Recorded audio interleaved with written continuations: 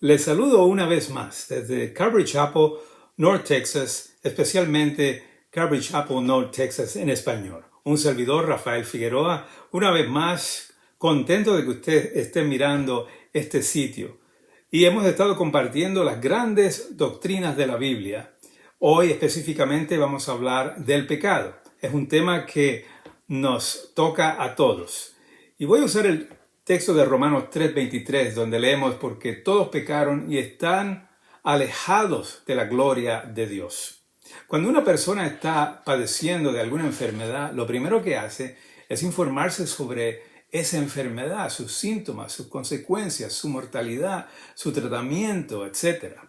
Porque todos los seres humanos estamos infectados por una enfermedad espiritual, mortal. Y esa enfermedad no es otra que el pecado.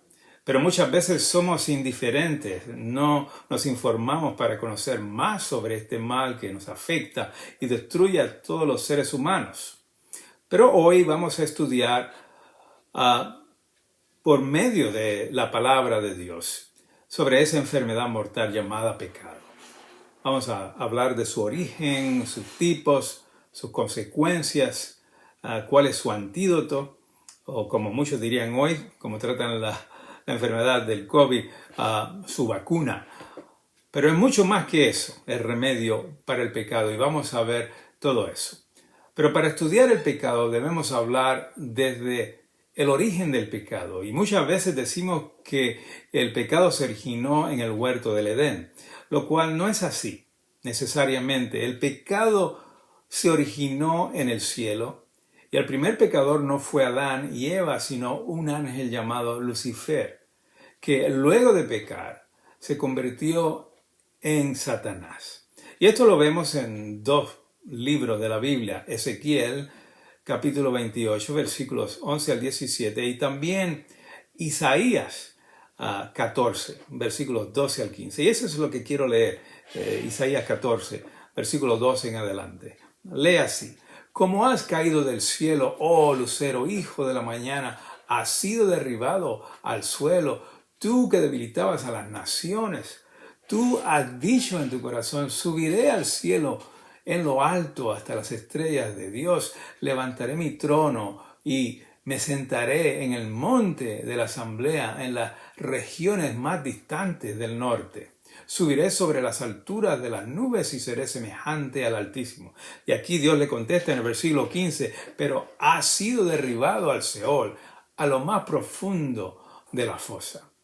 Así que vemos, luego de que Adán y Eva fueron tentados por Satanás a caer en el mismo pecado que hizo que fuera lanzado del cielo. ¿Cuál fue ese pecado? Pues querer ser como Dios. Y lo encontramos ahí, en el primer libro de la Biblia, en Génesis 3, versículos 4 al 6. Y el pecado entró a Adán y Eva, y ese pecado ha sido transmitido de generación en generación a todos los seres humanos. Lo encontramos en Romanos. Pablo escribe a los Romanos, capítulo 5, versículo 12: por esta razón así que el pecado entró en el mundo por medio de un solo hombre, y la muerte por medio del pecado. Así también la muerte pasó a todos los hombres, por cuanto todos pecaron. Es decir, que el ser humano no es pecador porque comete pecado, sino porque nace pecador. Su naturaleza ya nace contaminada por el pecado de generación en generación, como bien lo dice David en el Salmo 51, versículo 5. Ahí leemos que él dice: he aquí, en maldad he nacido y en pecado me concibió mi madre. Así que ahora estudiaremos un poco del origen del pecado y respondamos a la pregunta: ¿qué significa el pecado? Bueno, la mejor palabra en el original, como fue escrito en el griego, para comprender lo que el pecado significa, esa palabra dice amartía. Y amartía significa literalmente errar al blanco. Es decir, que el pecado es errar en el blanco perfecto de la voluntad de Dios. Obrar fuera de sus propósitos, obrar fuera de su voluntad y fuera de lo que nos dice la palabra de Dios. Y es por eso que no podemos decir que hay pecados pequeños y hay pecados grandes. Pues todo aquello que está fuera del blanco de Dios es pecado. Y yo sé que muchos de ustedes se estarán preguntando en este momento, ¿y cuáles son entonces las consecuencias del pecado? Bueno, en primer lugar, vamos a ver lo que dice la palabra de Dios en cuanto a cuál es la consecuencia del pecado. Porque dice, ¿por qué hablan tanto de pecado? ¿Cuál es la diferencia? Bueno, vamos a ver las consecuencias. La primera que vamos a ver es que el pecado trae muerte física. En Génesis, capítulo 2, versículos 16 y 17, comenzando en el 16, dice, y el Señor Dios mandó al hombre diciendo, puedes comer de todos los árboles del jardín, pero del árbol de conocimiento del bien y del mal no comerás, porque el día que comas de él, ciertamente morirás. La otra consecuencia que trajo el pecado fue la muerte espiritual. Romanos 6, 23, que dice así, porque la paga del pecado es muerte, pero el don de Dios, el regalo de Dios, la dádiva de Dios es vida eterna en Cristo Jesús, Señor nuestro. En Efesios, que Pablo escribió a esa iglesia que estaba en Éfeso, Efesios 2, versículos 1 al 3, dice que otra consecuencia del pecado es que nos aleja de Dios, es lejos de Dios, muerte eterna. Apocalipsis, capítulo 20, versículo 14 y 15. Y la muerte y el Hades fueron lanzados al lago de fuego. Esta es la muerte segunda y el lago de fuego. Y el que no fue hallado inscrito en el libro de la vida fue lanzado al lago de fuego. Otra consecuencia que nos trae el pecado es disciplina, castigo. En Hebreos 12:6 y segunda de Pedro 2:9 nos dice, entonces el Señor sabe rescatar de la prueba a los piadosos y guardar a los justos para ser castigados en el día del juicio, y especialmente a aquellos que andan tras las pervertidas pasiones de la carne y desprecian toda autoridad. Estos atrevidos, arrogantes, no temen maldecir a las potestades superiores. Así que no hay pecados grandes o pequeños, pero sí existen las consecuencias y son diferentes. La primera es que veamos que los distintos tipos de pecados, pecados de omisión, aquellos pecados que parecen ocultos. Santiago 4:17 dice así, por tanto, al que sabe hacer lo bueno y no lo hace, eso le es pecado. Muchas veces pensamos que el pecado es solamente el mal que hacemos, las maldades que cometemos, pero igualmente es pecado no hacer el bien que debemos hacer, es pecado no hacer lo bueno cuando sabemos que debemos hacerlo, es pecado no hacer lo bueno con quien sabemos que debemos de hacerlo. Mira lo que dice Proverbios 3:27. No niegues un bien a quien es debido teniendo poder para hacerlo. Vemos también las intenciones pecaminosas que nos dice la palabra de Dios, especialmente Jesús en Mateo 5:28 y también en Mateo 15:19. Mateo 15:19 dice así, porque del corazón salen los malos pensamientos, los homicidios, los adulterios, las inmortalidades, inmoralidad sexual, los robos, los falsos testimonios y la blasfemia. Así que muchas veces no llevamos a la acción lo que está en nuestra mente, pero esta intención que hay en nuestro interior es pecado. Pensamientos impuros, ofensas en nuestra mente contra nuestro prójimo, homicidios que no cometemos, pero tenemos toda la intención de cometerlo. Todo esto es pecado y no agrada a Dios. Ahora también vemos las acciones pecaminosas. El profeta Isaías, en Isaías 1:16, dice, son todas las acciones que no van conforme a la voluntad de nuestro Dios. Esas son las acciones pecaminosas. Toda acción que no va conforme a la voluntad de Dios es pecado. No hay pecados grandes, como dije, y tampoco no hay pecados pequeños. Todo lo que está fuera de la voluntad de Dios es pecado. La diferencia radica en la consecuencia del pecado. Número uno, vemos que están los pecados escondidos. Son pecados que mantenemos ocultos en nuestra vida y lo hacemos con toda la intención de que no sean vistos, con toda la intención de seguir cometiéndolos sin que nadie lo note. En el libro de Job encontramos el siguiente pasaje, Job capítulo 24, versículos 14 al 16, donde vemos que nos habla de esa actitud. Pero Dios sí ve estos pecados ocultos. El que esconde o encubre su pecado no prospera. Y eso lo dice la palabra de Dios en Proverbios 28:13. El que encubre su pecado no prosperará, pero el que los confiesa y los abandona alcanzará misericordia. Pero vemos en la palabra de Dios, nos habla de los pecados ocultos. Son pecados que están en nuestra vida, pero quizás no los notamos, quizás ya estamos tan acostumbrados, pero no agradan a Dios. Y estos pecados son como la envidia, los rencores, las críticas, sin misericordia e injusticia. En el Salmo 19, versículo 12, mire lo que dice el salmista: ¿quién entenderá los errores? Líbrame de los que me son ocultos. También la palabra de Dios nos habla del pecado de muerte y no de muerte. Este está hablando específicamente a los creyentes. Y vamos a explicar, vamos a ver en ese pasaje, 1 de Juan 5, 16 al 18. Dice así: si alguno ve que su hermano comete pecado que no es de muerte, pedirá y se le dará vida. Digo a los que no pecan de muerte, hay pecado de muerte acerca del cual no digo que se pida o que se ore. Toda maldad es pecado, pero hay pecado que no es de muerte. Sabemos que todo aquel que ha nacido de Dios no sigue o no practica el pecado, más bien aquel que fue engendrado de Dios o el que ha nacido de nuevo, Dios lo guarda y el maligno no lo toca. Así que vemos ustedes que hay grandes diferencias de opinión entre los que estudian la Biblia, los teólogos, con respecto a este versículo. Pero, ¿cuál es el pecado de muerte? Bueno, la clave la podemos ver y la interpretación está en dos palabras.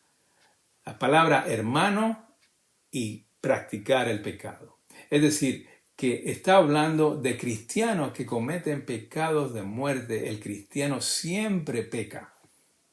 Pero el pecado de muerte significa practicar el pecado, repetirlo como práctica, vivir en el pecado sin ningún tipo de arrepentimiento.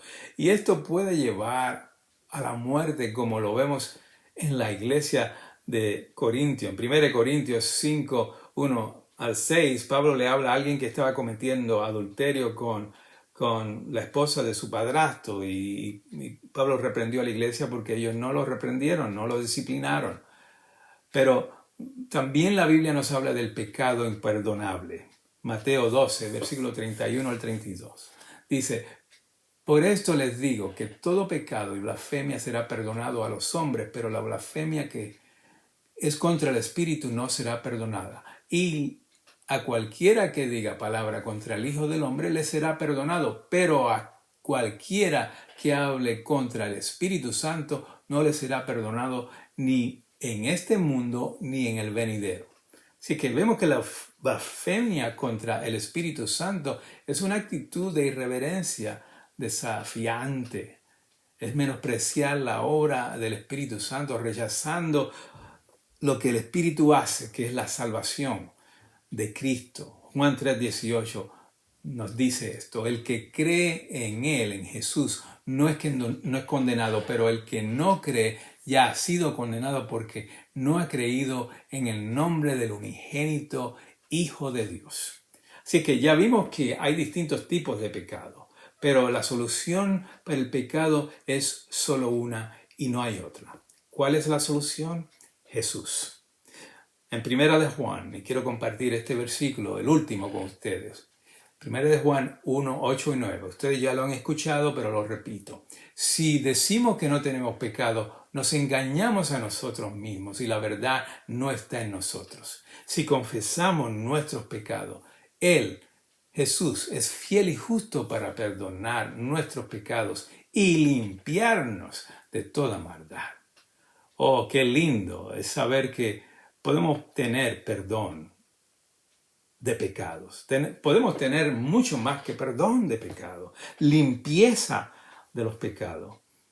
No hay que ocultarlos, no hay que demostrarlos en acción con arrogancia, no hay que disimularlo, el pecado. Hay que confesarlo, porque Él quiere que nadie perezca. Acuérdense, dijimos que la paga del pecado es muerte, mas el don, la dádiva de Dios, es vida eterna. Y de eso es que se trata la salvación que Jesucristo da, es en que tú tengas vida. Y vida no solamente física, pero vida en abundancia, porque incluye la salvación del alma. Y todo lo que hacemos en la iglesia, y en la iglesia específicamente también de Calvary Chapel, North Texas, aquí en Frisco, es compartir este lugarcito donde podemos compartir las buenas nuevas, lo que se llama el evangelio de salvación.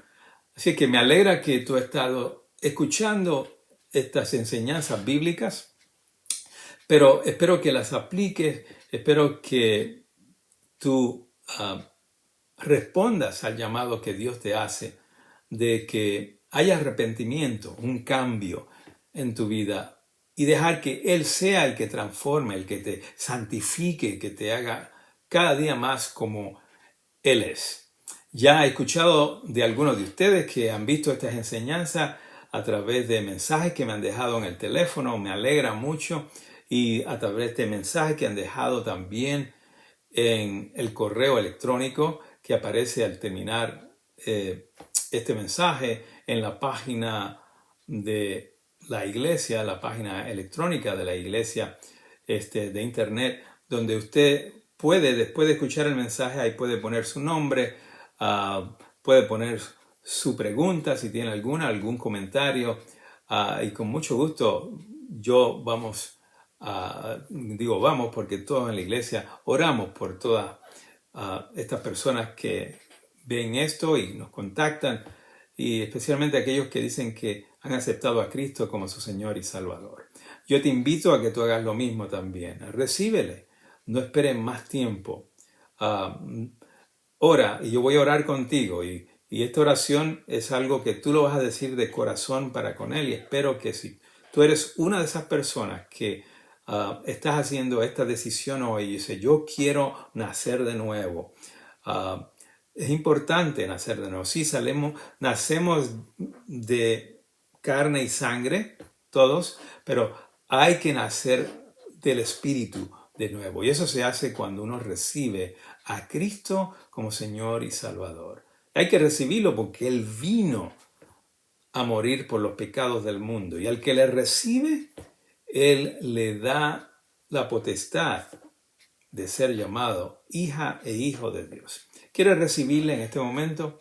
Ok, yo voy a decir esta oracioncita, tú dilo de corazón y hagámonos, oremos. Padre, doy gracias por venir y morir por mí y por limpiar todos mis pecados con tu sangre derramada en la cruz. Ahora, Señor, soy nueva criatura, he nacido de nuevo. Pido que me llenes con el poder del Espíritu Santo para seguir leyendo, escuchando, obedeciendo y aplicando tu santa palabra. Gracias, Señor. En el nombre de Cristo Jesús. Amén. Qué bueno que hiciste esta decisión tan importante de recibir a Cristo, porque hay vida eterna. Sí, aquí la vida como la conocemos físicamente va a terminar, pero ahora tenemos la garantía de que sí vamos a estar un día con Él para siempre. Si quieres visitarnos y vives aquí en el área del norte de Dallas, yo te invito a que vayas a Calvary Chapel, North Texas, y la dirección es 6321 Page Street, 6321 Page Street, en Frisco, Texas. Se reúnen los domingos a las 10 de la mañana. Estos servicios son en inglés, pero ya estamos con las personas que nos están contactando y los que nos contactan de aquí a ver cómo nos reunimos, nos conocemos, oramos y a ver si podemos comenzar ya un estudio bíblico localmente aquí en el norte de Dallas, en el área de Frisco, Celina, Prosper, quizás Little Elm, McKinney y todas estas áreas. Así es que qué bueno que han sintonizado. Yo espero que el Señor me los bendiga ricamente. Acuérdense que siempre yo le pido que el amor del Padre, ¿verdad?, la llenura del Espíritu Santo y la presencia del Hijo, Cristo Jesús, esté contigo todos los días hasta que Él venga. Gracias y que el Señor los bendiga.